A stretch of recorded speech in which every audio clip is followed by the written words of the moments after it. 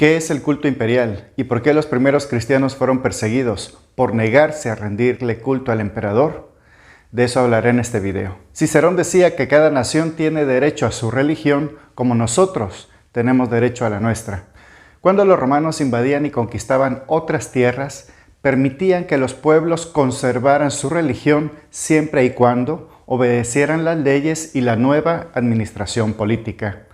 Esto lo aprendieron de los griegos y durante un par de siglos fue una estrategia para mantener medianamente tranquilos a los pueblos conquistados. Esta política cambió con el emperador Augusto, porque al sumar más territorios, se dio cuenta de que necesitaba agregar otro elemento. No bastaba el miedo que provocaban las armas o los castigos de los soldados romanos, sino que para lograr la paz y la unidad del imperio, consideraron que necesitaban otras formas que aseguraran lealtad y obediencia al emperador. El Imperio Romano en su expansión territorial ocupó muchos pueblos del Mediterráneo y al tener la administración pública centralizada, pensaron que hacer desaparecer toda religión local e imponer una religión universal podría unificar aún más los territorios conquistados. Sin entrar tanto en detalle, la variedad y cantidad de dioses de los antiguos imperios eran tantos y diversos como los pueblos conquistados, pasando por Asiria, Babilonia, los griegos, egipcios, sirios, germanos, galos, etc. Incluso la variedad de dioses romanos era tal que era difícil lograr esa unificación política y religiosa en ese mundo politeísta. Lo normal hubiese sido imponer la religión politeísta de los romanos, pero no ofrecía ese objetivo de unidad que ellos querían. Uno de los motivos más claros de buscar esa unidad religiosa era utilizar la religión como instrumento al servicio del Estado y lograr la unidad del imperio. La solución que encontraron los romanos fue la de crear el culto imperial como estrategia política que se fusionara con la religiosa. Esta idea la retomaron de los griegos y de otros gobernantes de Oriente. Se dieron cuenta de que algunos pueblos le adjudicaban a sus reyes o líderes militares características superiores.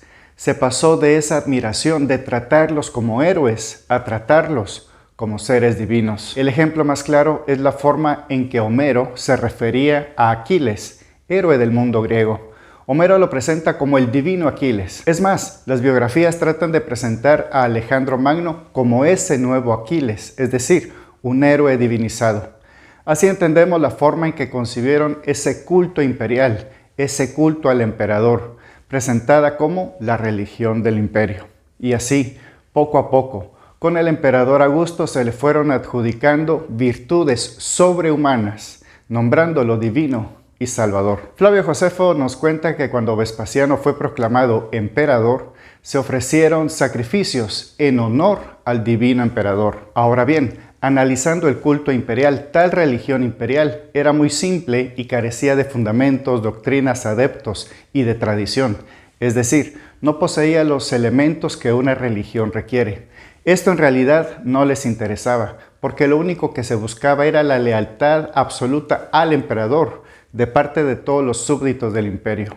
Dicho de forma sencilla, una figura que era emperador y Dios a la vez. Si alguien se negaba a adorar al emperador, cometía un delito contra el Estado, el crimen de lesa majestad, crimen hacia su majestad. De hecho, fueron muchos los que se negaron a rendirle culto al emperador, de entre ellos los primeros cristianos, a quienes se les consideraba ateos porque no creían en la divinidad del emperador. Los primeros cristianos prefirieron el martirio y persecución antes que adherirse al culto imperial.